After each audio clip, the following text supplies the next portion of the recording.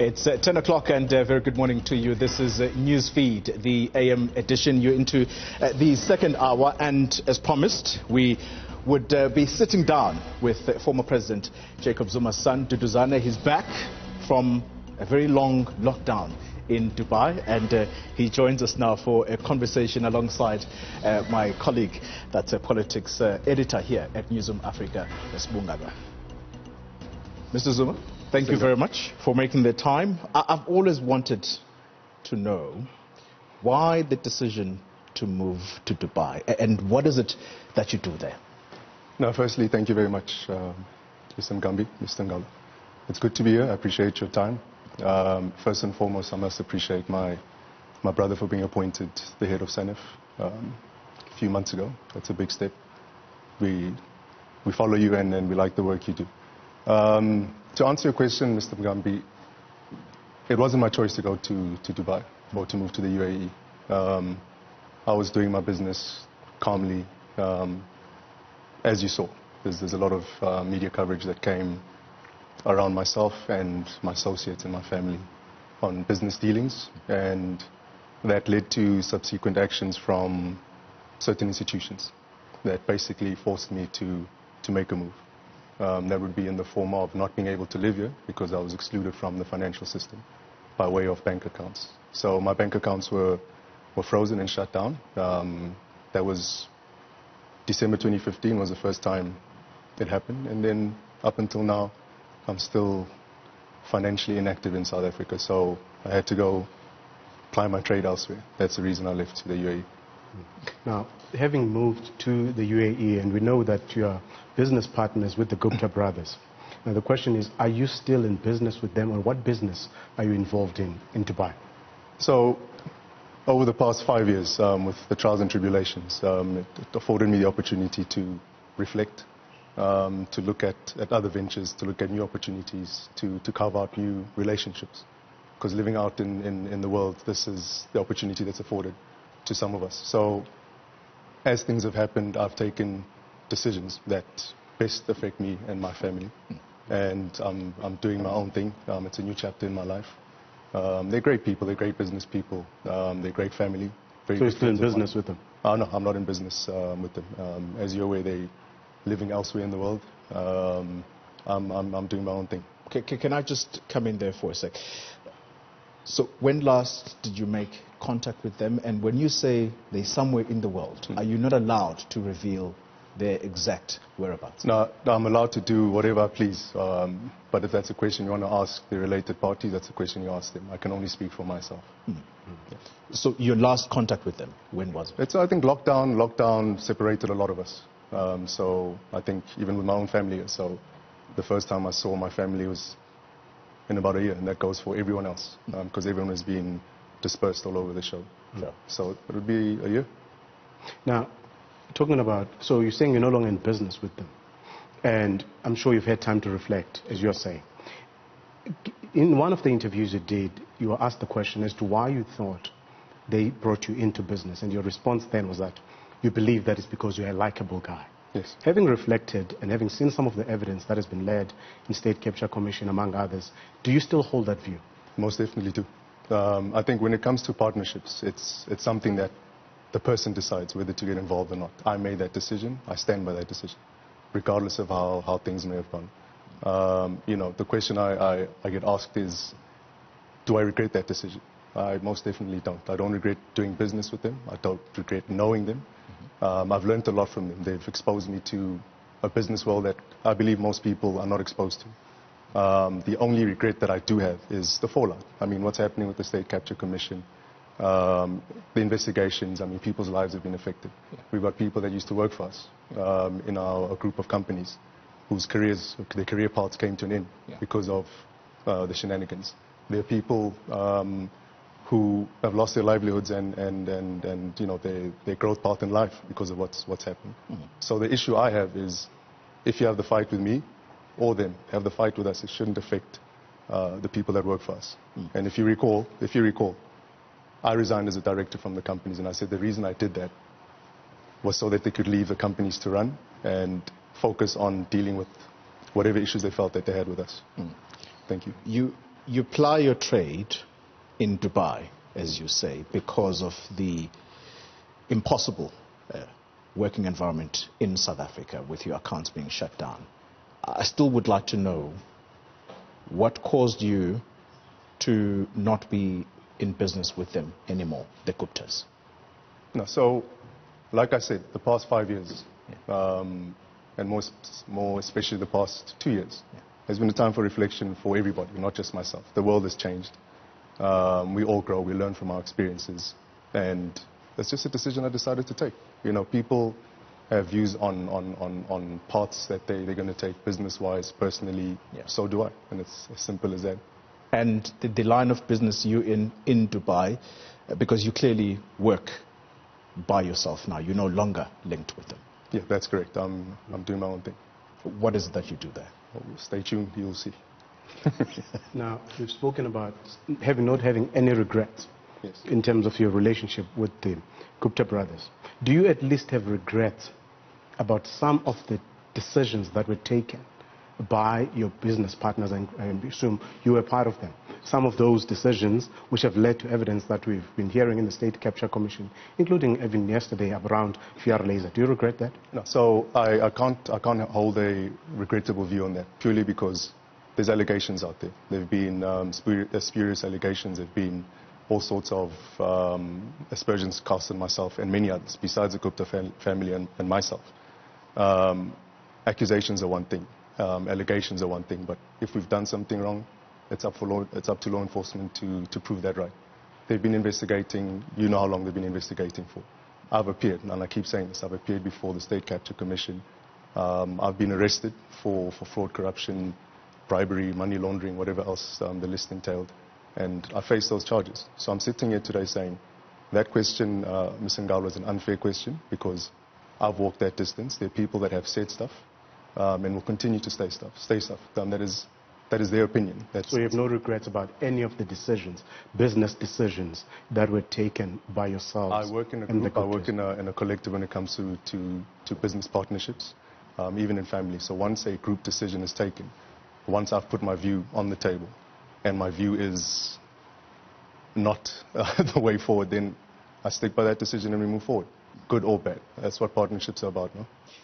I just want to go back to why it is that you're not willing to be open about the line of business you're in Dubai, because someone listening will say, but you see, there is no legitimate business that this person is doing in Dubai. If anything, he's living off the proceeds of alleged crimes that were committed in South Africa, and that money is what the South African government is trying to bring back to South Africa. Are you living off proceeds of alleged crime in Most Dubai? definitely not. As I said, if you look at the investigations that have happened, and you can look into my affairs, you've been looking into my affairs for quite a number of years now. That's not the case. There's been allegations of money being flown out on private planes. You know, it's not feasible, it's not possible. I mean, those are urban myths. So when it comes to living off proceeds of crime, I'm not a criminal. I've not stolen money from anybody. There's not one person that can come and stand in the studio and say, this man is taken from me. If anything, I've helped a lot of people out. I've contributed to successes, and I'll continue to do so. Yeah. And I like what you're saying, that you've helped a lot of people. There's a particular individual that I would like to bring into the conversation, but that's going to come a little later. It's our Deputy President, David Mabuza. But before we get there, the relationship with the Guptas, we know that you were not the only person whose father is a high-profile individual who happened to be in the levers of power in South Africa. There were also the Makashule sons, Tsepiso and Tato. Where do they fit into the picture of doing business with the Guptas? Tsepiso did business with me, and Tsepiso is a very good friend of mine, and so is Tato. Those are my homies. You know, we discuss a lot of things. We're helping each other along the business route. You know, we're young guys just trying to do what everyone else needs to do to survive. That's it. So when it comes to And, I find it interesting that we always go back to the Gupta family and, the partnership with them. I find it's a crazy infatuation that people have. I can understand the background of it, but I can't keep answering this question every time. I'm asked this question, and this must be the 100th time I'm asking that I answer. Yeah. Let's move forward. There's a lot of work to be done. We are people that have a lot to offer. That's in the past.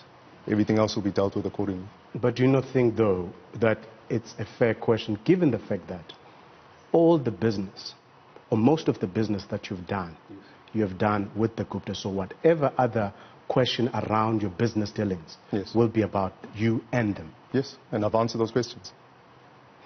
Now, talking about and as a rider to the question Xoli asked earlier, about your dealings in the UAE, you do know that the South African authorities are trying to recover some of the money which they believe that the Guptas siphoned out of the country. And they've been trying to get them to return to South Africa to answer to those questions. One, what are your thoughts on that? And secondly, do you believe that they should come back to the country to answer to those questions? Right, so your first question I'll answer. There's a process that needs to be run when it comes to natures of investigations and recouping whatever people believe they're going to recoup. There's investigations, there's charges depending on how the investigations come about, and then there's a follow-through. So now what you're talking about is mutual legal assistance, the extradition process, which they've tried doing. Now, what the law enforcement always unfortunately fails to let the public know is they flouted a lot of processes. Right? You don't just go anywhere in the world, forget the Guptas, forget me, anywhere else. You don't just go knocking on the door asking to extradite people. There's cases that exist in South Africa. There's courts that exist in South Africa. People haven't been tried. Some haven't been charged, and I speak for myself as well. Now, how can I be sitting there? How can they be sitting there? And people come knocking and saying, no, we're looking for X, Y, and Z. And you're saying, but hold on 1 second, what are you talking about? But there are cases, though. Which against cases? The Guptas that are being investigated. Against the Guptas? Yes. Okay. I thought you were asking me. I know I can only speak about what I know and what I'm experiencing. I just want your thoughts on the attempts by the South African authorities to bring them to account, and the fact that there is no cooperation from their side, because that gives the impression to everyone listening that there's something to hide. All right, so I understand what you're saying, but I also need you to understand what I'm saying. There's been a very unfair way that the law has treated some of us. Right, so you're assumed guilty, whilst we believe we're innocent. So due process has not been followed. That's my view. If you're going to go look somewhere else, sort your processes out in South Africa first. They have not done that. As a matter of fact, now, what charges? Maybe you have a list of charges that they've been charged on, because I don't. Allegations? Of course there's allegations. I've got allegations, and people have said a lot of stuff. But we can't work on allegations. We need to work on the basis of law. Yeah. I can't walk around now hiding just because people are looking for me. I haven't done anything wrong. And I can sit and tell you now that they're going to look. They can go look wherever they want to. They've been looking. They have not found anything, and they're not going to find anything. I'm here. They can come visit me if they need to. And it's on that very point. Yes. We're going to pick up on this very point that you're talking about, that you have nothing to hide, and this is why you sit in South Africa today. Yes, you shuttle back and forth, but you still come back to this country. Yes. We're going to take a short breather, and we'll continue our conversation with Duduzane Zuma in a moment. You're watching Newsfeed, the AM edition, and we are in conversation with Duduzane Zuma. He's back in the country, and we're going to attempt to try and ask why it is that it's easy for you to come back to the country, because, as you say, there's nothing to hide, and if law enforcement in this country has something to ask of you, you're available. But your business partners, the Guptas, they're not in the country. There are other business associates who also authorities are finding difficult to find. Your Salim Essers, for example. People are wondering in South Africa whether you and the Guptas were engaged in legitimate business dealings to begin with. And I ask that question because there is the suggestion that your businesses only existed to loot state coffers with the blessing of your father, the former president. And one such example, if you could possibly take us through that, is the existence or the coming into being of ANN7, which we are told that he actively participated to form that channel. Right, so, no, like I get confused because you always keep going back to my business partners, but it's fine. I think, firstly, there's been nothing untoward for the business dealings that I've been involved in with my business partners. You look at the history of it, there's been a lot that's been written about it, there's been a lot of investigations around it. And for many years, it's not just in the past few years, for the past 10, 12 years, they've been speaking about it. It's just gotten prominent after the State Capture Commission was constituted. Now, the issue with that is, I've taken a long road, right? And if I remember, there was a board resolution that we took in our group of companies that will not be involved in government business, right? That's tenders and whatever else, government contracts. And for the longest time, people were saying, these guys are feeding off government tenders. So if you look at the history of the business, you'll find that this hasn't been the case. Up until the tail end where there were contracts, and this was within our mining group, and these contracts were actually contracts that we inherited from a company that we bought over, Optimum Coal, and we continue those contracts. So my argument is, if that's the case, why is it okay for one grouping to have government contracts and another grouping to not have government contracts? Everything was above board. Everything was scrutinized. The board resolutions from various state-owned institutions. Now, people just unfortunately come up and start red flagging issues that shouldn't be red flagged. But someone listening is saying, no, but that's not true. Please tell me why. That's not true because there was pressure as a result of the evidence from state capture, that there was pressure on people like Themba Masego to channel advertising towards that channel. Pressure by who, sir? Pressured by the former president, for example, who said, and I quote, right, this is Themba Masego on the phone with your father. Please appreciate, Mr. Mngambi, I was not part of those discussions, if they even ever happened. You're asking the wrong person. If you want to ask those questions, you ask the people related. There's two sides to the story, and if I'm not mistaken, the first time you appeared at the commission, he dealt with that question. So that's on record. You can take his answer from him. For you, that element about advertising, government advertising, being forcefully channeled towards NN7 and New Age, that's not true. That's definitely not true. What I will say about government advertising and government spend, I mean, you guys are part of a wonderful outfit as Newzroom Africa. Government should support you guys. You guys are startup media companies. You're dealing you're swimming in a stream that's got big sharks in it. I mean, there's guys that have existed besides the broadcasting corporation. There's other news outfits, news channels that have existed. Yeah. So as a newcomer, government should be supporting newcomers, even in the media space, including ourselves. No. So if and as a matter of fact, I'll go on record now and say it with authority that if I had to approach at that time, and even if I had to do it now, government to assist with advertising, I myself would definitely do it, most definitely.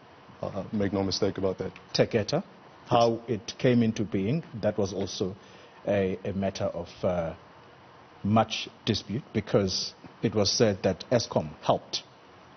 Tegeta is actually a mining company that existed before Eskom. Right. So by the time Tegeta and other investment companies took over, and I'm sure you're talking about the Optimum Coal transaction, by the time it took over, there were certain discussions that we had that went the way they went. Everything was above board. You guys have been, I'm sure you've interviewed Eskom, the heads of Eskom at the time. There's been investigations that have gone through, there's pictures that have been painted, but if you look at it today, in my view, there's nothing that looks like it was untoward. What people say because of their unhappiness or their disgruntlement, I can't control it. Now, you're saying everything was above board. Yes, sir. But the evidence suggests otherwise. Going back to the issue of NN7 that Xoli mentioned. Yes. For instance, there were findings, particularly by Home Affairs, that there were immigration rules that were flouted in bringing in technicians from India who came to South Africa on travel visas, but then they had to leave the country. That was wrongdoing. Secondly, in terms of Tegeta's Brakfontein mine, Yes. the Department of Minerals sanctioned you guys, issued a directive warning your company against mining illegally and without a water license. That's not above board. Let me just educate you real quickly, sir. Are you in the mining industry? I'm not. All right. So let me just take you through a few steps. When it comes to the mining sector, I can guarantee you, go to the mining, the minerals, mineral department in their offices. Speak to the authorities and you'll find that a good 60-70% of mines are mining illegally without water use licenses, even up until today. So you admit that to that? No, I'm not admitting to it. What I'm saying to you is government needs to do a whole lot more to get people up and running, number one. Number two, if you look at the history of our application of the water use licenses, that's what you should have checked before you asked me that question. Is we first applied for licenses, and if I'm not mistaken, in 2011. 3-4 years later, we still didn't get them. There's an administrative issue. That's what we should be dealing with. You're worrying about whether we're mining legally or not. Point number three, everything that we've done, we've been heavily scrutinized because of our affiliation to people that exist in the system. We've jumped through more hoops than anyone else in this country has jumped as a company to build what we built. So if you look at the processes, if you look at the paper trail, you'll find that what you're saying is absolutely not the truth. So did you have the water licenses for Ituala and also for Brakfontein? Because those are two mines which were involved in where you are accused of operating without a water license. We've been accused of operating without a water license. We've been accused by environmentalists for all sorts of things. But did you have a license? We had a license. Of course we did have a license. Go check. Okay. The mine rehabilitation funds that were said to have disappeared? No, but now you're asking me, Mr. Mngambi, you're asking me questions that have already been answered. That is on record that those funds have not disappeared. They're there. Every last cent of it. I want to move on to the issue of state capture. You were implicated there by a number of people. Do you intend cross-examining any of them? Perhaps the direct question is, have you applied to cross-examine any of the individuals who've mentioned your name there? Right, so I'll answer that in two parts, Mr. Mngambi. Firstly, when it comes to rumor mongering, allegations, innuendos, rhetorics that exist, I'm not here to play to the gallery. I'm not here to deal with people's issues, squabbles, whatever they have. I'm here to live my life. I'm here to make a difference to my family and others. So people that may have said stuff, and as you have seen, not true. I can't spend my time and my effort cross-examining people. I can only say what I know as I experienced it. But these people have damaged you, Mr. Zuma. They most definitely have. They've damaged you. I'm thinking of the former Deputy Minister of Finance, Mr. Jonas. He's damaged you. That's a fact. It's possibly the reason why you have decided to go and ply your trade in Dubai, as you say. So surely, if you're not going to at least apply to cross-examine them, use your resources to go at them legally. So I actually have to thank the former Deputy Finance Minister and others for forcing me to have gone and plied my trade elsewhere, because it's made me a better person. It's made me a better businessman. It's made me prove to myself that I can exist outside of the South African confines. When it comes to harboring resentment, he knows very well. I've seen him, there's a point where I've seen him after all the shenanigans that happened. And I've got no issues with anybody. What they do, I understand why they're doing it. Good luck to why they're doing it. I'm walking my path. I know where I need to get to, and I'm going to do what I need to do. I'm not here to get involved in petty squabbles. South African authorities have been doing a number of investigations, and the suggestions that some of the money that you gained through the companies, of course these are the allegations that you deny, were ill-gotten gains. Yes. Have you thought of paying back some of that money? And also, if called upon by law enforcement, is it something you'd consider? Right, so firstly, that is a very leading question because I've not, like I said earlier on, I haven't taken any money from anybody. I'm not part of or beneficiary of any proceeds of crime. So I've got no money to pay back to anybody, government or private. So if they've got the investigations and if they believe that that's the case, they must come see me. All right, we continue the conversation with Duduzane Zuma in a moment. You're watching Newsfeed, the AM edition. And let's pick up on the state capture issue. Mr. Zuma, I want to talk about your father, the former president. He says that that platform is being politicized by the chairperson of the commission, Justice Raymond Zondo. Do you agree with your father's sentiments? I agree a bit further that the whole State Commission inquiry is a political tool, political platform that was constituted, and it goes beyond Judge Zondo. And the reason I say that is you're trying to deal with corruption, right? You speak about state capture and proximity to power and business people, politicians, contracts, that's fine. Now, if you're going to get into the nitty-gritties, and if you want to uncover what the real issues of corruption and fraud in the country are, you should be unpacking a whole host of things. You can't be focusing on a former president. I'm saying go for him. I mean, you've got every right to go for him. If you feel he's done wrong, he'll answer. That goes to myself as well. People have thought that I'm part of some system. I've been there. I've presented myself. How is he politicizing the State Capture Commission? All right. So, and in this case, as someone that has experience, and I'm speaking from experience myself, is once again, when it comes to, this is my humble view when it comes to due process. I don't think due process was followed. The way some of the witnesses... In what? In how it was conceptualized? No, I'm just I'll get to that, but I'm just in the procedure. The procedure of it, I'm speaking to the answer that Mr. Mngambi, to the question that Mr. Mngambi answered on my father's view on the state capture and Judge Zondo. So,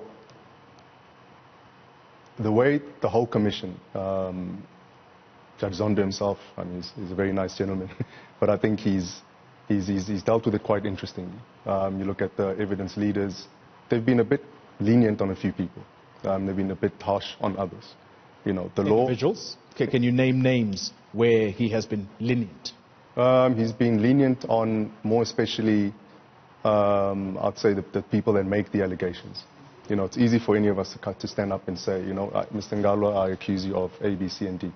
True or not, you'll be taken aback and you'll need to answer whatever you need to answer to. But can you check the veracity of these allegations? I don't believe that was done, and you'll see from my experiences. But what will assist him, and I'm sorry to interject, what will assist him are people like you who are accused there, who are then going to say, I'm being accused wrongly, I would like to cross-examine a certain witness. Case in point, Tom Moyana is going to cross-examine the current Minister of Public Enterprises, Pravin Gordhan. So, again, perhaps it takes us back to why it is that you do not see the need to go and cross-examine Mr. Jonas or question anybody else, for example, Ngwakotla Ramatlodi. Sure. He said some damaging things. He said some, and people will continue to say damaging things. But I think history has spoken for itself. The commission has spoken for itself. The evidence has been produced. The allegations have been made. I've made my responses. What more else should I talk about? But then... There's nothing to cross-examine. I think it's clear what happened. You know, I was, once again, just bear in mind that I was arrested for one of the allegations. And that case was withdrawn. That happened. So now, that is due process. That is investigations led by charges, which is something that we're still going to touch upon because that in itself was very suspiciously done. As a matter of fact, maliciously done. And then now I must be cross-examining someone that, said and did things that already has been proved that was not the case. That's not why I'm here. The law has taken its course and I'm happy with it. Am I happy that my name has been damaged? Of course not, but I'm not here to focus on that. I've got other things to do. But your father conceptualized the commission, appointed the commission. Yes. And he has appeared before the commission, and so did you. Yes. Now, at what point did you believe that it has been politicized, given the fact that there's a perception that you would have felt that when the tide was turning, when you did not like what you were hearing, then that's when you believed, suddenly you believed that it has been politicized. Right, no, what do you say to that? Right, so I didn't suddenly believe. So and you look at the history of when the State Capture Commission was announced, this is just my view. If you're going to deal with fraud, corruption, bribery within South Africa, if you're going to deal with these issues, it needs to be wide-ranging and it needs to be dealt wholeheartedly across the board. Now, you can't segment it and focus on certain individuals. Do it, that's fine. We'll submit ourselves. But you're ignoring a whole host of of other things happening across the South African sector, not just in government, but in the private sector as well. That's when I realized, no, this is not it. And then there's timelines. Corruption in this country was not born in 2012, 2013, when the State Capture Commission started. But that's not to say that you can't deal with corruption when you find it, though. I don't think it's a good enough excuse to say, what do you mean by that? We've got corruption that dates back decades. No, I'm not even talking about that. I'm speaking to your answer. So what I'm saying is, because you asked me when did I realize that this is a politicized platform. Thank you. That's when I realized it. When you look at the terms of reference, you're not serious about dealing with corruption. That's my view. And then moving on, when you watch the commission... Which aspect of the terms of reference would lead you to believe? The scope. Nothing else but the scope. The scope? The scope, sir. So you are I would suggest that you're the one politicizing it, because that very issue of the scope as to how far back the issue of state capture... I'm not even talking about far back. Should go back. We can even go back. Let's go back a year. We don't have to go back to 94. I'm just saying, if you're going to deal with corruption within a period, deal with the scope wholeheartedly and completely. It would be nice if we would go back to a certain period where we can unpack it. So I'm not politicizing it. I'm stating the facts. I think let's again hone in on why this commission of inquiry suddenly doesn't look too appealing to you and your father. He issued a statement recently saying there are certain disclosures that Deputy Chief Justice Raymond Zondo should have made, and they are about relations, whether it be personal, professional, but there are certain disclosures that Deputy Chief Justice Raymond Zondo should have said before accepting the role of chairperson of state capture. Are you aware what your father is making reference to?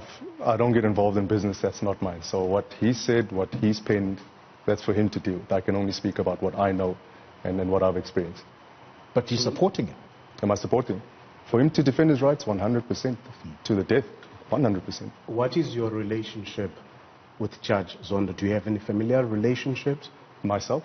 No. As the Zuma family? I'm not sure. The first time I met Judge Zondo was when he put me on the hot seat. So you have no other relationship? You have nothing. You do not know of anything that would suggest? From my side, I've got no idea. I've got no relations that I know of. He's a gentleman that I met, honorable of course, at the commission. It's the first time I'd ever seen him actually. So now that comes across as though you're saying that, based on what your father is saying, that he should recuse himself because of a conflict of interest. Yes. So you are not aware of that conflict of interest? That's my father's business. It's not my business. That's a private matter between him and whoever else he's talking about. Ask him. Don't ask me. I don't know. I want to go back to the conversation that you had. It was the YouTube conversation you had with your father. And specifically, you spoke about the medical emergency that affected the Deputy President of our country now, David Mabuza. You spoke about how you helped him out, but suddenly he doesn't take your calls. Has that changed? That has not changed. Wherever you're at, give me a call. I miss you. No, it hasn't changed. It definitely hasn't changed. I have not seen him. I've not had the opportunity to see him. I mean, there hasn't been much happening in the past few months due to lockdown. I've not had the pleasure of bumping into him. So the last time that I caught a glimpse of him was in Kimberley at the January 8th celebration. Yeah. Otherwise, there was no interaction there either? No, there wasn't any interaction. And what was the nature of his medical emergency that prompted you to take him to Russia? Without saying too much, because it's his private matter, but I think it's common cause that he was poisoned and he needed to be evacuated and to get medical assistance. That was the nature of it. Now, you've said, going back to that conversation, you spoke about how you helped him, you went to Russia with him, how you looked after him. Yes. And the question, though, is do you feel betrayed by David Mabuza? No, from my side, I most definitely do. He's someone that I've looked up to. He's been an elder to a lot of us. I've taken the relationship as him being a father to me. And, there's a lot of questionable things that have happened. And as a man, I can't accept it. People will look at it the way they need to look at it, but that's not the way things go. And he's got his views, I've got my views. What were your expectations of him? What is this? Where does the betrayal come from? Where does it stem from? Like I said, it's someone that I considered a father, someone that I had frequent engagements with, telephonically, whenever I needed to see him, and that stops. That's a problem to me. It speaks about a relationship that is not, two-way. So it's a disappointment to me. I mean, you spoke about his medical condition, the fact that he was poisoned. Yes. And some people would say that why would you divulge or speak about a man when he was at his weakest, as though you're bragging about how you had helped him? Do you not think, in hindsight, that perhaps it was unnecessary and that it was a low blow to actually talk about David Mabuza's medical condition? No, I think it was the best thing that could have happened. And the reason I say that is we have issues now. Before the deputy president, my father was poisoned. I did the exact same thing. I flew with him, and he sought medical treatment for the exact same reason. Besides that, there have been many political killings. There have been people that have been gunned down. There have been wheels that have been loosened on cars. This is an issue that exists. It needs to be brought to the fore. Mm-hmm. So he hasn't spoken about it, and all due respect to him, I'm speaking about it from my experience to say what happened, the nature of the way it happened, is unfortunate. Can I interject there quickly? Yes. You speak about political killings that have happened, and I assume you speak about political killings that have happened in the area of Mpumalanga. David Mabuza has been... No, I'm speaking about generally. KZN, Eastern Cape, Western Cape, you name it, Gauteng. Yeah. Are you aware of a so-called January 8 killings project? No, I'm not aware of that. That the deputy president spoke about at some point. No, and he said he will divulge when the time is right what that project was about. I'm looking forward to hearing it, but I haven't heard about that. No, it'll be interesting. Maybe to wrap up on David Mabuza, the deputy president. Recently, the Hawks rounded up 10 people as a result of land corruption deals in Mpumalanga. His office saw it fit to issue a statement distancing him from that. Do you think that with time he may be a person of interest to law enforcement? That's for law enforcement to decide. I don't wish negative on anybody. I hope it's not the case. But that will be dealt with as and when that situation arises. But what I will say about the Hawks, and there's some very good people in the Hawks, and we respect what they do. But the way that they've been doing things, and I speak from my own experiences as well, is a bit problematic for me. They've been termed the Hollywood Hawks, and for a reason. So if you're going to be law enforcement, you need to act like it. You can't just take it irresponsibly where you just shake people down and then nothing comes out of it. Arrests are arrests, convictions are convictions. So if you have a high arrest rate and a low conviction rate, it says something about the team. It says something about what the guys are doing, which begs some questions. Let's go back a bit. You say your father was poisoned. And in September last year, the acting director of public prosecutions in KZN, Elaine Zungu, said she had found no evidence that your father was poisoned. And it's even bizarre as to who would have poisoned him. Yes. How does that make you feel? Because you're adamant that your father was poisoned, and also by who? Right. So the who, I'm not sure. The how and the when, that's a fact. I mean, there's no denying. For any judge, for anybody out there, I was there, and my father was on his deathbed. That's a fact. So for anyone to say that there's no evidence of him being poisoned, so we just embarked on a trip to save his life for kicks. This is what people are saying. It's taken away years from his life. I mean, you can see the effects of him prior that experience to post. So whichever that judge was and that said that, that's a very irresponsible statement, because my father was on his deathbed and people need to speak a bit more responsibly when it comes to these matters. So the former president was on his deathbed, as you say, and we'll pick up on that point because the prosecuting authority, as Ngalwa says, it's clear that they do not have the former president deposing even an affidavit about his alleged poisoning. So we'll pick up on that point in a moment. This is Newsfeed, the AM edition. Let's pick up on the point about the former president saying that he was poisoned, and I seem to remember the year quite clearly. It was in 2015, and he had to be whisked away to Russia. Why has he never even deposed an affidavit? Because a head of state being poisoned is actually a matter of state security. It's a national security issue, if you like. So people deal with things differently. How he approaches his trials and tribulations, he's done that way before I was born. So he knows what he's doing, and I've got the fullest faith in whatever avenue he takes to deal with the issues he's dealing with. Why he hasn't deposed an affidavit, once again, that's a question that he'll answer, I'm sure, one day if he decides to answer. I can't tell you because I don't know. But you see, the issue there is about believability, because to Justice Raymond Zondo's platform, the State Capture Commission, again, an issue of his ill health. Not that we're being disrespectful. We've got to handle it with the necessary sensitivity. But the South African public wishes for him to go and answer there as honestly as he can about what happened during the so-called state capture era. Why is it that when it comes to his ill health, he's not willing to be forthcoming? Maybe he's a private individual. He doesn't want people to know his ill health conditions. I don't know. You ask him. Get him on the show. Maybe he'll pop up at the Zondo Commission. They'll ask him there. Catch him at a coffee shop. I don't know. I can't answer that question on his behalf. Do you know whether he'll ever go to the Zondo Commission? I mean, the Deputy Chief Justice has had to issue a summons to him. I'm not sure. That's something that we all watch and we'll all find out. How does that make him feel? How does that make who feel?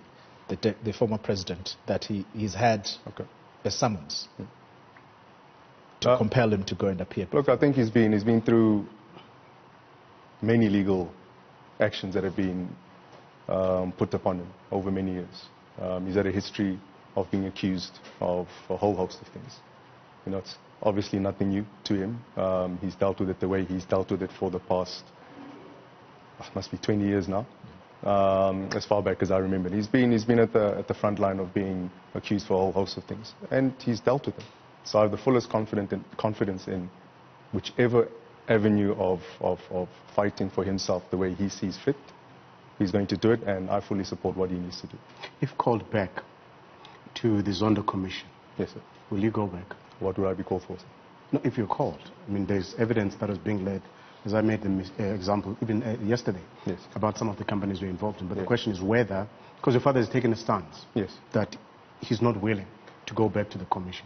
Now the question is whether you would go back. Mr. Ngalwa, have I complied with the State Capture Commission? But would you go back? But have I complied? You have previously. 100%. The question is, what will you do going forward? Of course I will. I'm a law-abiding citizen. This is what I've done. So, you know, that question goes without saying. Wherever it is, whether it's a commission, whether it's a court of law, or whether it's a parking lot, wherever I need to go, I'll go. Now, let's go back a bit as we're wrapping up, Tori. Going back to you living in Dubai. Yes, sir. And knowing that the focus of the South African authorities is on assets that they believe are hidden in Dubai. Yes. Particularly by your business partners and companies that you are linked to. How does it make you feel? The fact that you live in Dubai and the Gupta brothers are believed to be living in Dubai with all of this money that was supposedly stolen from South Africa. Maybe before you answer that question, because I think there's a rider to it. Recently there were reports that one of the former First Ladies has deposed an affidavit in court to suggest that the former president, although he does not want to pay his child support, he is hiding funds somewhere. Is the former president hiding funds? Yeah. So, gentlemen, Mr. Mngambi and Mr. Ngalwa, I've been responding to a lot of these questions of yours, and with all due respect, I am not a spokesperson for my father. I'm not a spokesperson for the Guptas. I speak for myself. So if you're going to ask me questions that have to do with what I know and what I experience, I'm more than happy to answer, which I am. But you're asking me questions about other people and how they see it, how they've experienced it, how they feel. I can't answer on their behalf. I don't know what you expect me to say. But how do you feel about that? The fact that there is this perception, as I said, that link that is being made between your living in this very Dubai, where as South Africans, the general public believes our money is being kept. What I've said and is that link that is being made correct. With you being there. I appreciate your question, and I'll repeat it again. There's no money being kept anywhere. The perception is there, which I said is unfortunate. How people feel about it, I don't know what else I need to do. I've subjected myself to all sorts. Some are going to say the start would possibly be to disclose what your business dealings are in Dubai, because so far you haven't told us what it is that you do in Dubai. Right. So the way I operate is I like building my opportunities from the ground up. As soon as I start mentioning things, I'm going to be getting phone calls and you guys will be all over me. So I'm just trying to do the right thing, trying to grow whatever it is that I'm trying to grow, and guaranteed you will know all about it. I'm not hiding anything, but it's a private business. It's my private business. Simple as that. It's got nothing to do with anybody. When the time comes, I'll speak about it openly. I have zero issues with that. Yeah. And as Sbu says, we're going towards the tail end of this conversation. Yes, sir. There's something that's changed about your public attitude, if you like. There's accessibility to you. That, I would say, is all of a sudden. Are you on some kind of a campaign to clean up your image? And what is it for? Are you intending to go into politics? There has been those suggestions. So we'll recall that the past few years there's been very negative publicity around myself and others. So this newfound image that you speak about and approachability is only coming to the fore purely because it's being documented via pictures and video footage. But this has been the case. I meet people all the time. Yes, there's been some notoriety, there's been some infamy caused by whatever's happened, and it's gotten me to this position where I can sit here and have frank discussions with gentlemen such as yourselves. Cleaning image, that's a very interesting question, because how much does one do to clean an image? You know, I've sat here, I've spoken for about an hour. I've answered numerous questions that have been recycled, if you ask me. So there's only so much I can say, and people either like it or not, and I appreciate that. And when it comes to the next step, I said, look, I'm on my next chapter, I'm on my next phase of life. The one thing that I was hoping from this interview, and it's, you know, with no disrespect to you gentlemen, is we're dwelling in the past. What's happened has gone its way. There's legal issues that will take its course.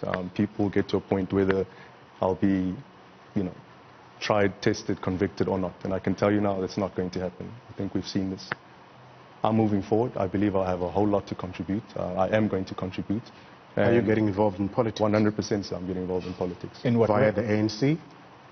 You were born in the ANC? I was born in the ANC. So I think... How do you move forward? How I move forward is as simple as this. I believe at this point in time, there is a lot of confusion that's being put forward by the leadership that exists in the ANC. And when I was talking about my disappointment for this interview, I was hoping to be speaking about the next 10, 15 years, the future. Because I think what we do is we find ourselves dwelling in the past. We find ourselves focused on issues that will resolve themselves, whichever way they go.